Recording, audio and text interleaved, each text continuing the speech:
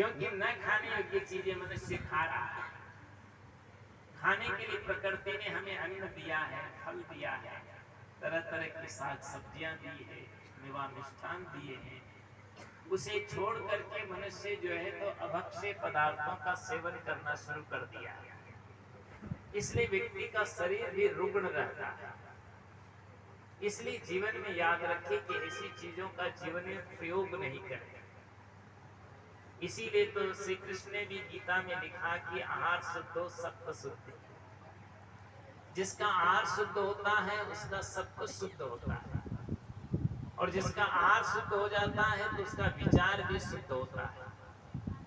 और जिसके विचार शुद्ध नहीं हो पाते तो जीवन भर आदमी खुराफाते करता है, उपद्रव करने का काम करता है, आपस में टकराने का काम करता है, एक दूसरे से जो है तो उलझते उलझते अपने जीवन को उलझा करके जीता है और उलझ करके ही मर जाता है।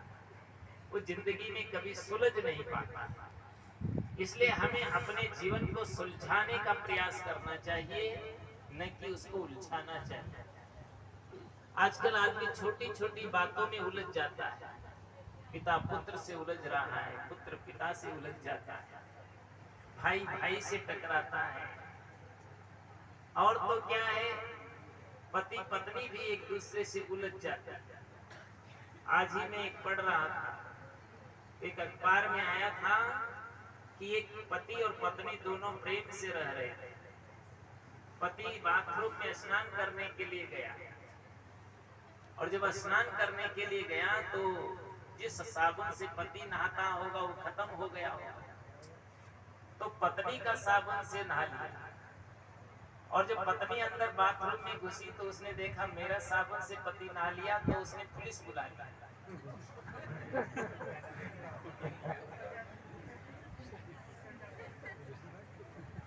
पुलिस बुला लिया, पुलिस आ गई गाड़ी लेकर, और उसने कहा कि भाई क्यों बुलाया? तो बोला जो है तो ये मेरा पति है, इसको अपने साबुन से नहाना चाहिए था, मेरे साबुन से क्यों नहा गया है? अब वो पुलिस जो है तो उसको लेकर के चौकी पर चली गई, थाने में ले गई। अब बताइए कैसे कैसे लोग उपद्रव करते हैं। अरे कभी तुम उसके साबुन से नहा लिया, तुम्हारे साबुन से कहीं पति नहा गया तो क्या फर्क पड़ता है, और लाने वाला तो वही है। तो जिंदगी में आदमी उलझने का काम करता है। ये जिंदगी उलझने के लिए नहीं मिली है, ये सुलझ करके जीने के लिए मिली है। आज समाज में तीन चीजें ज्यादा अभी हो रही है, युवाओं में व्यसन, युवतियों में फैशन, और वृद्धों में टेंशन।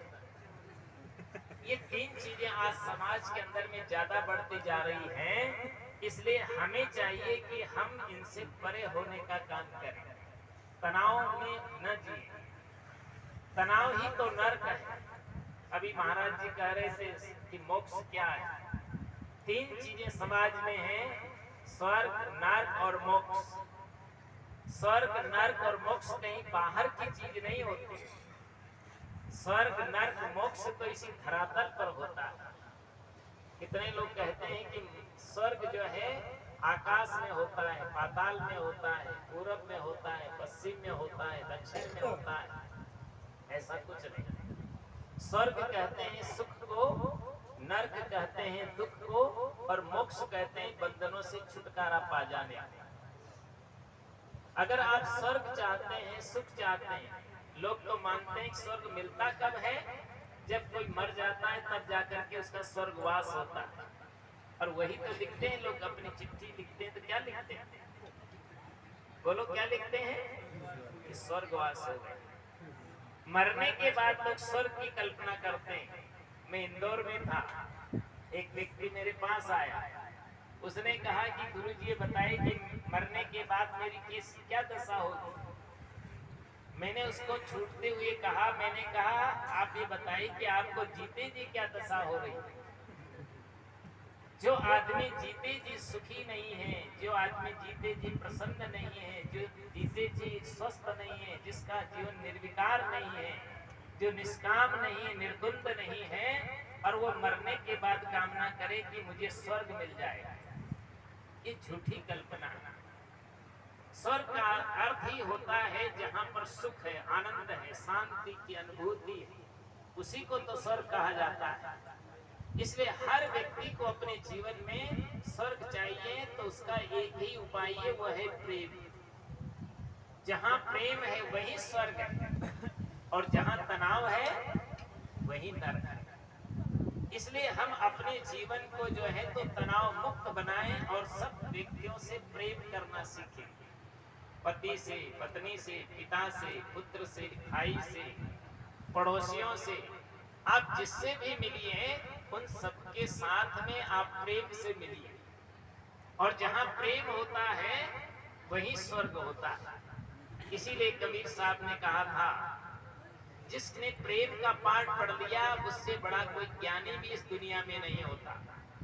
वह कहते हैं, पोथी पढ़ पढ़ जग मुआ, पंडित भया न कोई, और ढाई आखर प्रेम का पढ़े सो पंडित हो। केवल पोथियां पढ़ने से ही कोई पंडित नहीं होता, केवल वेद पढ़ने से ही कोई पंडित नहीं होता। आदमी वेद तो पढ़ता है लेकिन मनुष्यों की, प्राणियों की वेदना नहीं पढ़ पाता, तो वेद पढ़ने से क्या होगा। इसलिए जीवन में याद रखिए कि हम अपने जीवन में जो है कम से कम प्रेम को तो पढ़ें, एक दूसरे से मिल करके रहें, प्यार से रहें। इसलिए कबीर साहब ने कहा कि हिलमिल रहना और देके खाना, हित की बात सिखाते रहना। कहत कबीर सुनो भाई साधो, और जपना सदगुरु नाम, मन नेकी कर ले 2 दिन का मेहमान। ये जिंदगी हमारी 2 दिन की है, और ये जिंदगी 2 दिन की जिंदगी भी हम सुख से नहीं जी पाए तो फिर हमारा जीवन प्राप्त करने का महत्व ही क्या हुआ। इसलिए हर व्यक्ति को चाहिए कि हम अपने जीवन में दूसरे की भलाई का भी काम इसमें करें। इसलिए कहा हिलमिल रहना, और दूसरी बात वो कहते हैं देके खाना।